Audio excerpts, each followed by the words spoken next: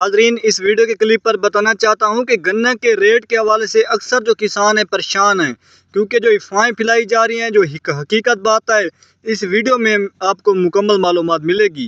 क्योंकि किसान जो है गन्ने के रेट के हवाले से 2024 में बहुत ज़्यादा परेशान हैं, क्योंकि इस साल पंजाब में भी गन्ने की बहुत ज़्यादा काश्त की गई है, सूबा सिंध में भी गन्ने की बहुत ज़्यादा काश्त की गई है।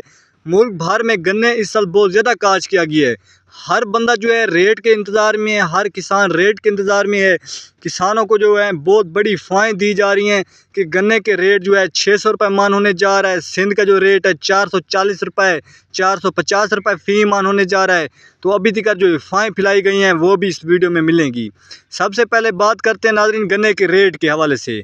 नाज़रीन, इस साल 2024 में अभी तक ना हुकूमत की तरफ से ना ही शुगर मिल वालों की तरफ से कोई ही पक्की अप टू डेट नहीं बताई गई गन्ने के रेट के हवाले से। और हुकूमत का एक और ऐलान किया गया है इस साल गन्ना ना ख़रीदने की।